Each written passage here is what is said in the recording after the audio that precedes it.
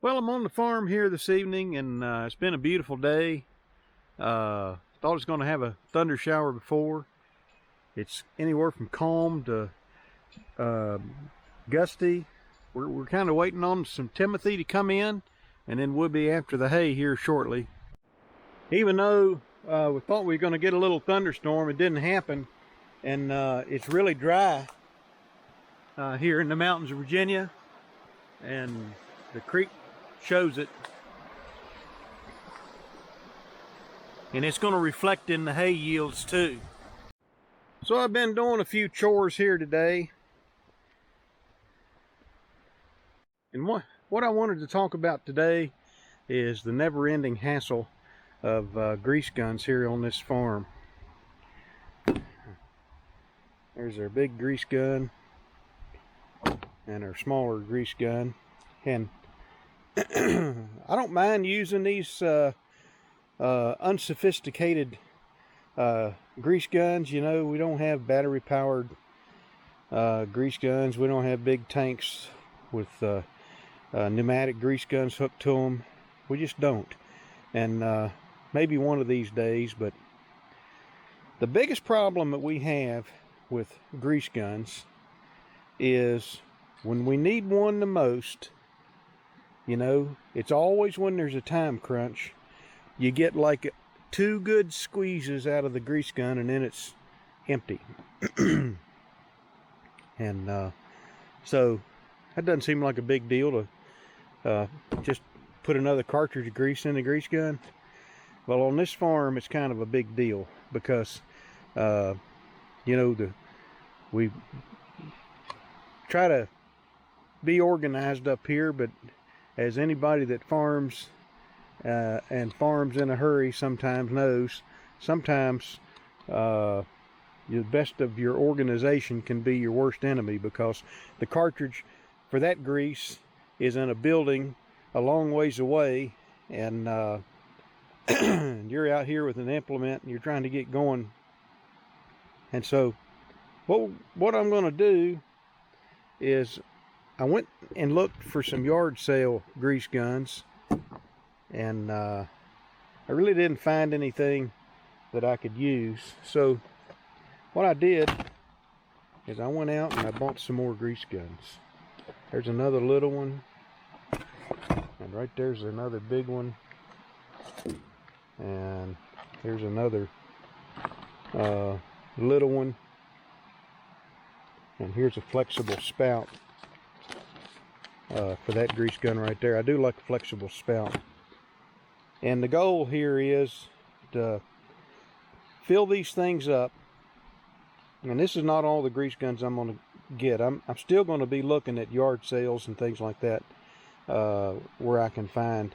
And I'd like to have just a fair number of grease guns full of grease, so when I start in the summer, as I go all the way through first cutting, and I don't know, maybe the whole hay season, I'm guaranteed not to run out of grease.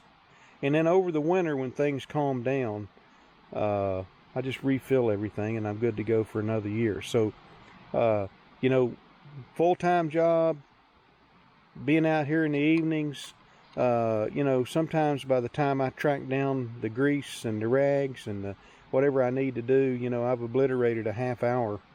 And I know that sounds awful, but that's the truth. We can destroy some time up here. I like to say sometimes we put in a lot of time, but don't get a lot of work done. So the goal here is just fill up the guns, have them ready to go, and when this one's empty, just put it aside and get this one and grab this one and just keep going. And then when things calm down on a rainy day or whatever, then we can come back and fill it up. Right now, we don't know if this one's half full or half empty. All we know is when we need it the most and we give it a couple of squirts, it runs out. And then we have more time to consume trying to get our equipment greased and into the field. So we're adding more grease guns. And then, since I had the video on the different types of greases that I was going to try, I'm going to load these things up with the Schaefer 219, the Texas Refinery crown and chassis, and then I've got the Lucas marine grade grease here. And I got a 3-pack of this Stay Lube marine grease. I actually got it from Napa. And so I'm going to just use these up in these little grease guns, and then I'll graduate to something else. But anyway, I thought since I'm adding grease guns, it'd be a pretty good opportunity to try this grease. In particular, the waterproof aspect of the grease is appealing because, you know, once we start cutting hay, our barn, it's not a guarantee that we'll be able to park equipment in it while we're getting hay in there and getting it stacked. So to the extent we can have grease in the different fittings on the equipment that is less likely to wash out, the better. I got the grease guns filled up. These two I didn't take apart to see how much was in it. I'll just use that up. My prediction is, especially this little one, it'll last a long time since I've got some backup grease guns. But you know, I've been using this gun and this gun right here for probably over 20 years, and this has been a really good grease gun. This thing right here has been trifling at times. Like I mentioned, it's so small it runs out of grease real quick, but when you pull this rod out, you know, you pull it out and it has to fit in that little notch to lock open. And if you use grease guns, you know exactly what I'm talking about. Same thing with this one. And you know, when they're all greasy and you're greasy, sometimes it can be kind of a pain to pull all those things out. And I think with this one, when you pull it out, you get a lot of grease that comes with it out that hole. So usually when we change cartridges on this grease gun, and probably this one too, we're standing over a trash can when we're doing it. And so not being exposed to a lot of grease guns, because these have been delivering the mail, for better or worse, it's kind of interesting opening the packages for these 3 new grease guns here. And let me just say something about the yard sale grease guns. I don't think I paid more than like $7 or $8 for these small ones, and this one, it might have been $16 or $17. It wasn't very much. I don't know. You know, what's a used grease gun like? Is it good, or is it a some kind of reject over time? You know, these are old. I guess a yard sale grease gun would be fine, but in any event, the price differential, I mean, I could go either way, yard sale or new. This is just what I could get my hands on. But just in opening these packages, I kind of discovered a few things that I didn't realize existed on grease guns today. This one, by far, is the worst of the 3, and I wanted to use this. I wanted to use this piece right here, and I couldn't, because it didn't have a coupler. So this grease gun I think I got at Napa, and I picked this up while I was there too, but I couldn't use it because it didn't have a coupling. I guess I'll add that later on to make this flex work. So again, when you pull this lever up, it has to hook in that notch, and that can be kind of a pain in the buttocks. Now, I don't know how durable it is, but this grease gun actually came from Lowe's, and it came with the flexible hose. It came with a rigid pipe right here, tube with a coupler, so you could put the hose with it. it's not a big deal, but the handle's coated. But to me, the big deal is when you raise this lever right here, this little tab, I guess, catches the thing, and when you pull it out, if you pull it out this far or this far, when it tries to go down, this keeps it from going back in until you push down on it. And so you can pull it, reset, get a better grip, and pull it some more, where with this grease gun, that one and that one, when you pull it out, when you pull the handle out to refill the cartridges, it's all or nothing. And sometimes, like I said, you know, probably in our case more often than not, you know, we got grease all over our hands and, you know, sweaty and all the rest. Maybe it's not a big deal, but it's just something I noticed about this grease gun. So I'll probably buy another one of these, and I'm pretty sure this thing was like under $8. This grease gun right here, it's the same way in that it's got that little tab, and so I really like that. Now I don't know, I'd be curious in the comments if anybody has, you know, a grease gun with this on it. I mean, is this like a gimmick? Does it, when it gets grease on it, is it just slick and it slides back in anyway? I don't know, but I thought it was a nice touch. The other thing is, there's a thing you can, I guess, bleed the air off of the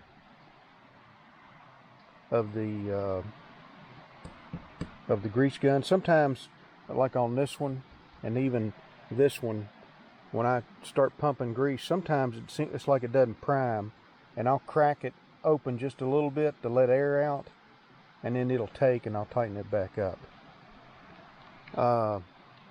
So I like that one. I like the way that one is put together, and the, you know, and the price on it. And I bought that because I thought I'll just go ahead and pick up another tube of this Lucas marine grease. Now I don't have any of the Lucas in these guns. What I put in this gun was the Texas Refinery 880. So what I'm going to do here is I'm going to lay out a paper towel, and I'm just going to squirt out the grease I've got in each one of these guns, and kind of dab my finger in it, and we'll just kind of see what kind of consistency it has. You know, why not?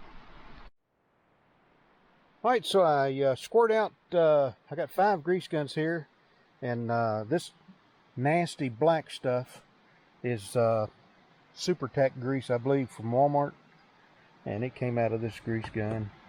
And then these two are the Stay Lube from, that was from Napa. It's marine grease, and it says on the package that it's blue, but it looks almost green to me. And then this grease right here is from the old grease gun, the big one, and I believe it's a red and tacky grease. I'm not sure what make it is. And then this is from the blue grease gun, and it's the Texas Refinery 880 crown and chassis grease. So, you know, if I, that's it's kind of thick and stiff. This is much softer. This grease is much softer, but it almost feels like plastic. It almost feels plasticky.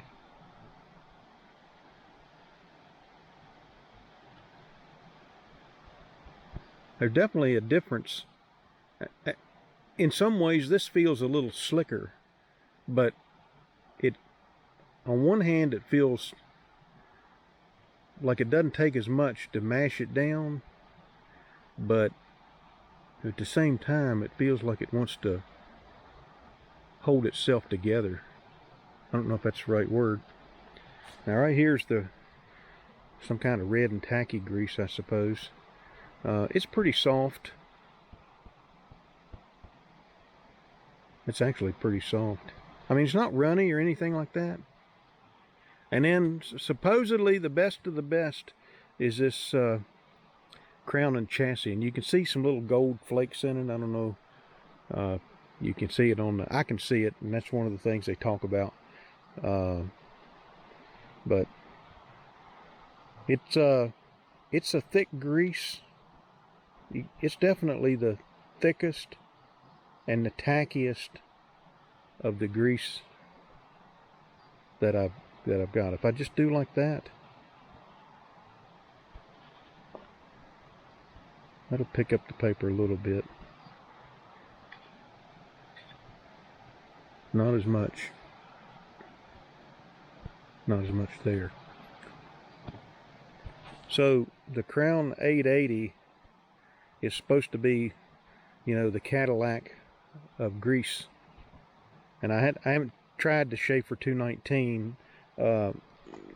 When this one goes empty, I'll try it in there, and maybe I'll put some out on a paper towel. But just kind of some initial touchy-feely type things, and obviously we'll be greasing some equipment that still needs it, and using this waterproof, for lack of a better word, marine grade grease.